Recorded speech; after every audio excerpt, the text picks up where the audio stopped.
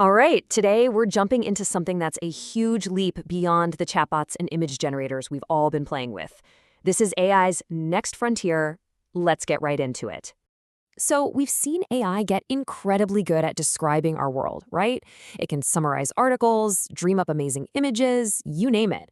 But what if it could go a step further?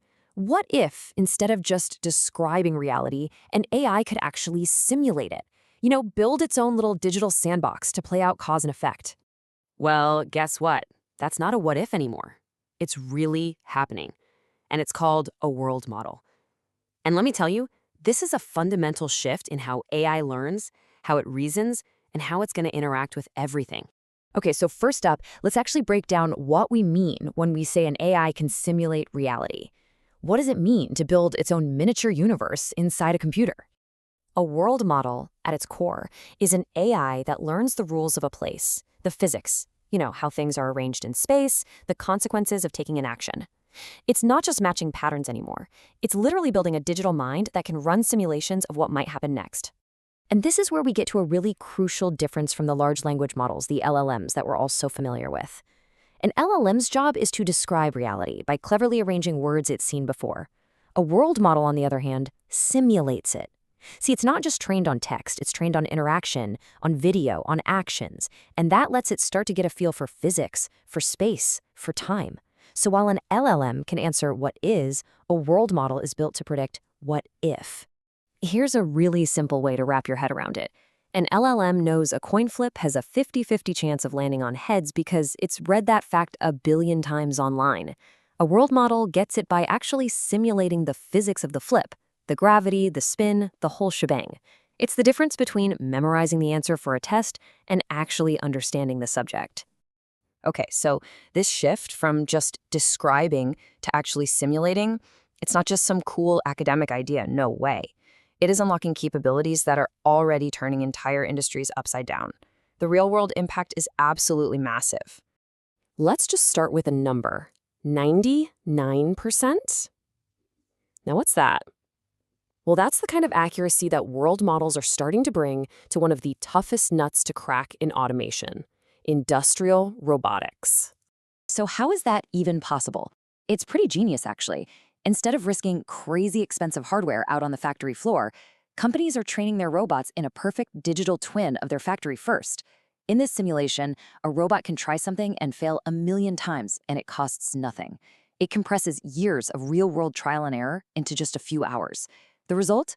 Costs go way down, deployment gets way faster, and the robots get it right the first time they're switched on. And it's not just factories, not by a long shot. Think about self-driving cars. These models can generate and test billions of miles of driving data to prepare for those super rare, weird edge cases you'd never want to find in the real world. Or what about healthcare? Surgeons can rehearse a complex operation on a perfect digital twin of their actual patient. In gaming, models are now generating entire playable worlds from a single sentence.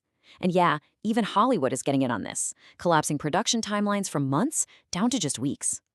But this incredible explosion in what AI can do, it brings up a much deeper, almost philosophical question. I mean, when these models are simulating our world with this much accuracy, do they actually understand it? Or are they just getting really, really good at predicting what the next pixel should be? Think about it like this. Back in the day, the astronomer Kepler came up with these amazing formulas that could predict the movement of planets almost perfectly. He knew how they moved. But then Newton came along, and he gave us the laws of motion and gravity. He explained why they move. So that's the big question for AI right now. Have we just built a really good Kepler, an amazing predictor? Or are we on the verge of building a Newton, an AI that has actually figured out the underlying rules of its world? And, the evidence suggests we're not quite there yet. There's been research showing a model can learn to navigate a city's streets with 98% accuracy, which sounds fantastic. But then you throw in a simple, unexpected detour, and it can fail completely. That tells you its internal map isn't really a flexible, coherent model of the city. It's more like a fragile set of memorized directions.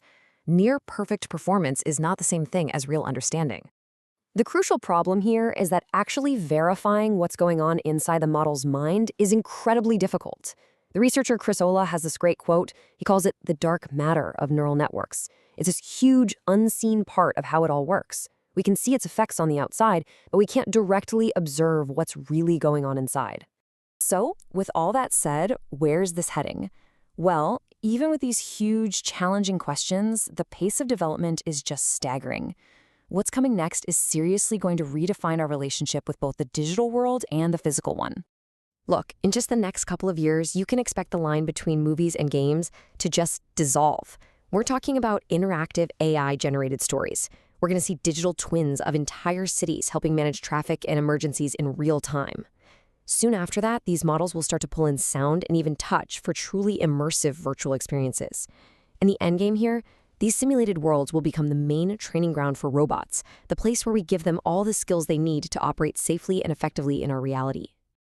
And that leaves us with a really profound final thought. At the end of the day, these world models are engines for rehearsing reality. They give us the power to simulate and try to perfect almost any scenario we can dream up. As this technology gets more and more powerful, the real choice falls to us. What kind of future are we going to ask it to build?